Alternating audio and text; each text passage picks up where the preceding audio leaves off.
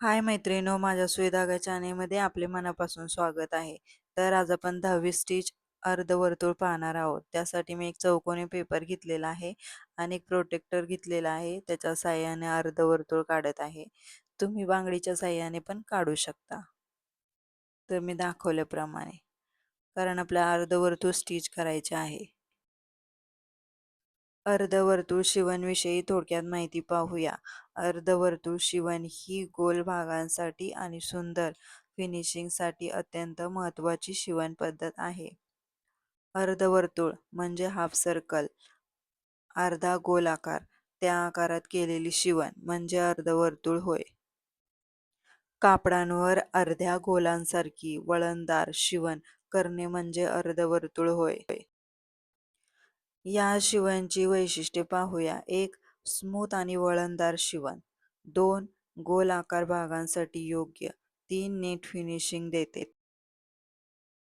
या शिवणचा उपयोग पाहूया. 1. गळा, उदाहरणार्थ गोल किंवा यू शेप गळ्यांसाठी. 2. स्लीव्ज, उदाहरणार्थ आर्महोल व स्लीव्ह जोडण्यासाठी. 3. हेमिंग, उदाहरणार्थ गोल कडांसाठी. 4. डिझाईनसाठी. या शिवणचे फायदे पाहूया. 1.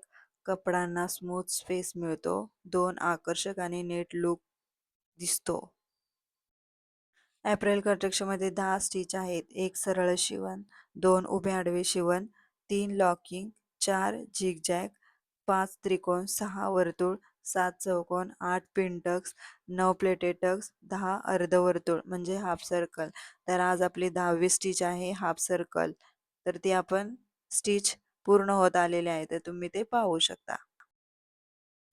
पेन्सिलनं मार्किंग केलेलं आहे, त्याच्यावरतीच आपली स्टिच आलेली आहे. तर तुम्ही ते पाहू शकता आणि त्याच्यावरती स्टिच करायची आहे एकदम हलक्या हाताने, जे की मी दाखवत आहे. मैत्रिणींनो, एप्रिल कंट्रास्टमध्ये 10 स्टिच आहेत, जे की तुम्हाला फिनिशिंग सुधारण्यास मदत करणार आहेत. शिवण क्षेत्रामध्ये फिनिशिंगला अत्यंत असे साधारण महत्त्व आहे. या स्टिचमुळे तुमची फिनिशिंग सुधारण्यास मदत होईल.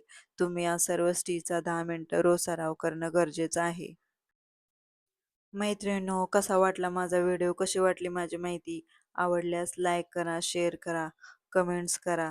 कमेंटचं उत्तर नक्की देण्याचा प्रयत्न करेन. चला भेटूया नेक्स्ट व्हिडिओमध्ये.